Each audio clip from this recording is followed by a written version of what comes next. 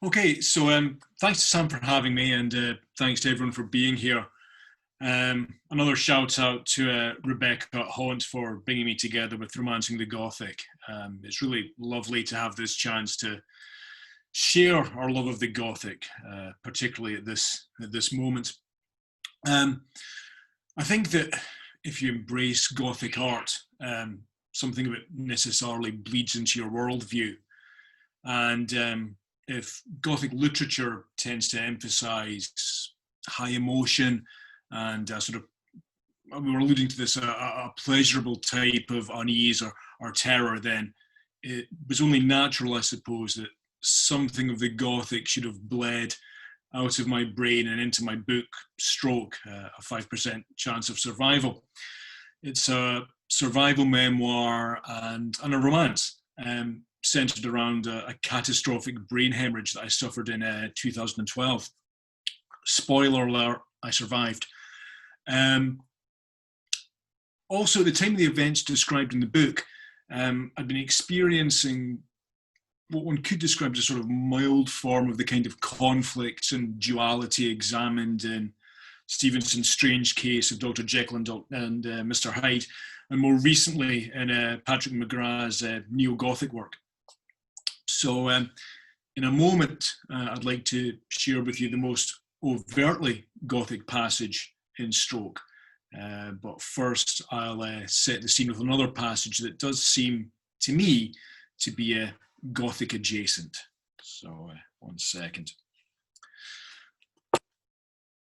One of the funny things about a hemorrhagic stroke, and there are a few, I promise, is that the hemorrhagic aspect, the intercerebral bleed, only lasts for maybe 10 seconds.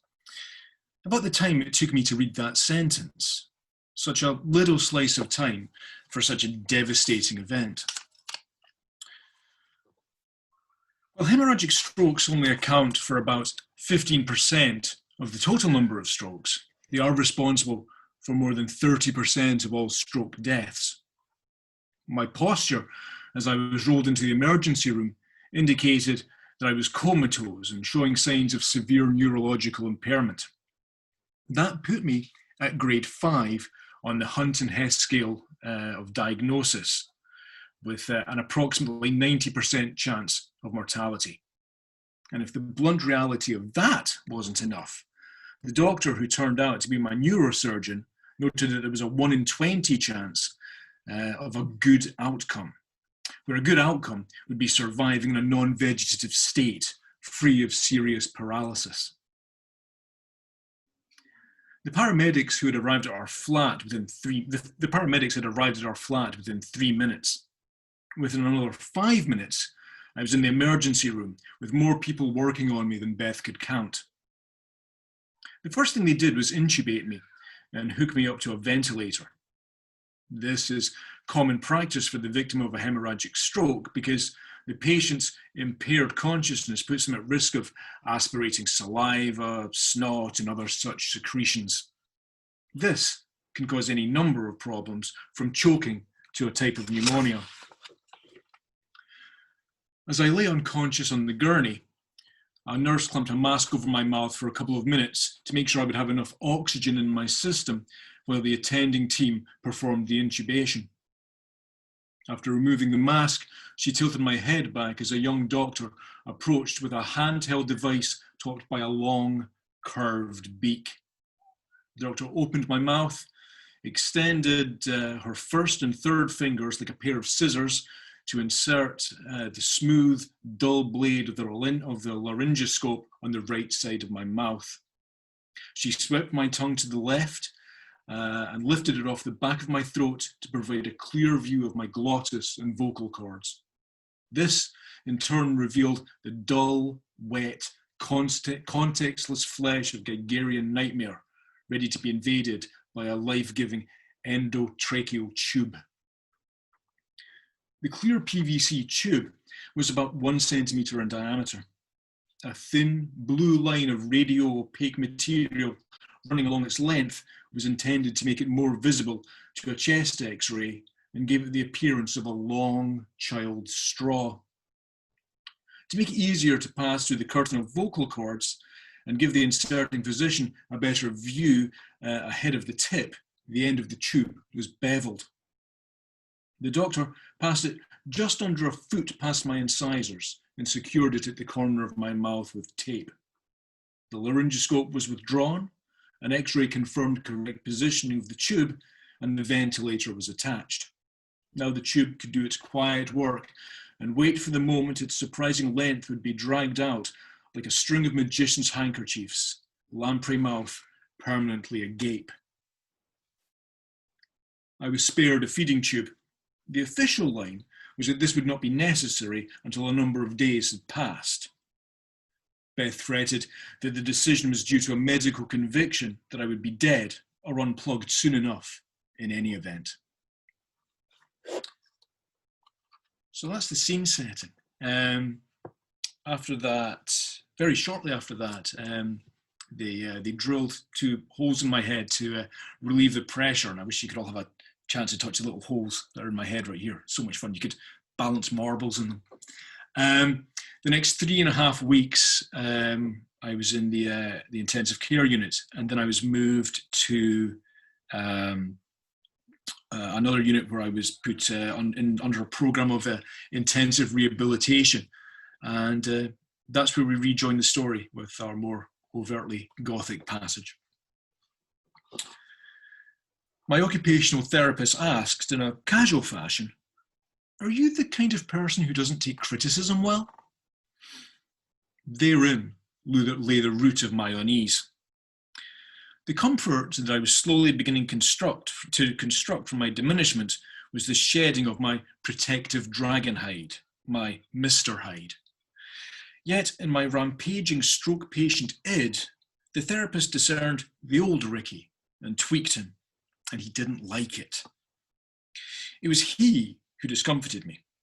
I could keep him locked up in the private room where the counsel desk sat, keep him hidden in the recesses of my mind behind the door covered in red baize. Still, he would pace behind the dusty barred windows and mutter until his once proud voice was broken and harsh in my head. Then one day, I would think that I had need of him, and he would emerge to take away everything that I had come to hold dear. I wouldn't allow it. My new self would have to inhabit every room, cupboard, wardrobe, and door. There would be no room for the man that I now found hard to describe, the one who strode upright and did not carry his strokey left arm awkwardly by his side. The man who would have been deformed somewhere, like Henry Jekyll, although I couldn't signify or specify the exact point where or when. As if this foggy Victorian conflict wasn't enough to postpone my sleep that night, voices of a quite tangible nature floated along the 9th floor corridor. I couldn't tell if they came from a mob of rambunctious visitors or a bored horde of night nurses.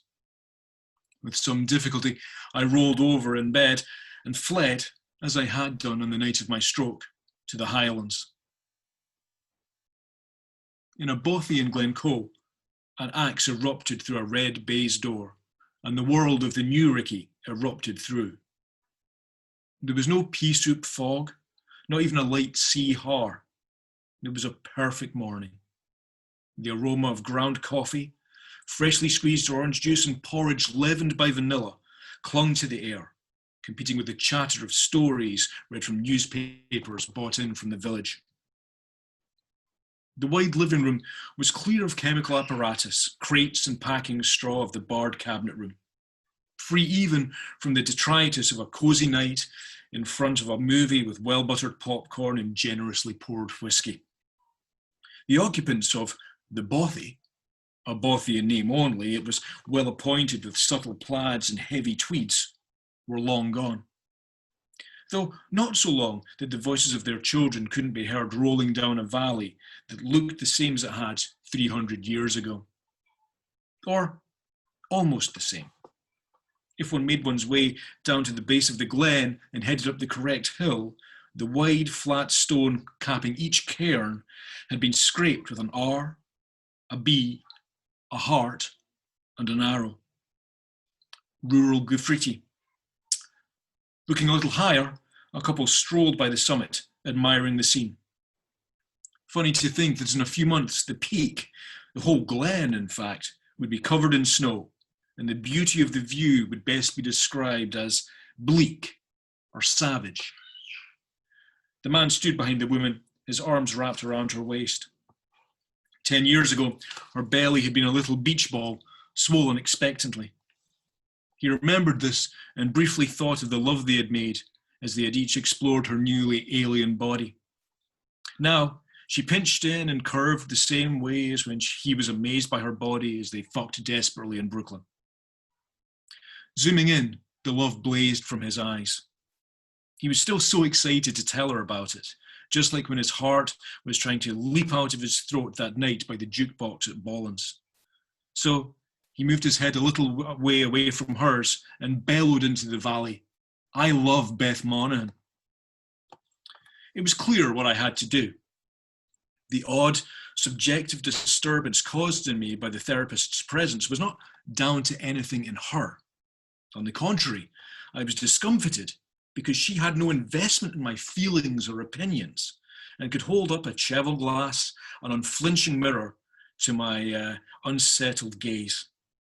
I could see now that New York was my Edinburgh, as much as Victorian London was Henry Jekyll's. Like Jekyll, my fondness for, the expectation that I should crave, the respect of the great and good had led me to conceal my pleasures and carry myself in the manner expected of any upwardly mobile corporate lawyer. Just like Jekyll, when I took stock of my progress and position in the world, I found that I had been living a sort of double life, not through any malice, but a desire to fit into the world I now inhabited.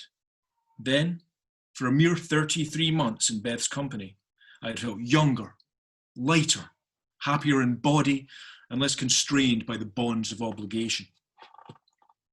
It was not that my new self was in any way base or dangerous. My former besooted midtown self may have recused himself from taking any part in the financing of an arms manufacturer, but he was still a minuscule cog in the machine that had brought the world economy to its knees. The bearded, tattooed 2.5-year-old who had embarked in the process of blundering out of that life when he met Beth Monahan was a harm to no one, not even himself, nighttime stumbles aside. I thought he deserved a chance to make something of himself. That wasn't going to happen in New York, however, where too many people would expect more of the same, where every shadow would conceal a silent disapproval of my betrayal of the kid in that dark, stony basement of the old college. Beth and I will make a new start in Scotland, I thought to myself. I could already see the heather-clad moors in my mind's eye. But I still had no idea how to get home. Thanks.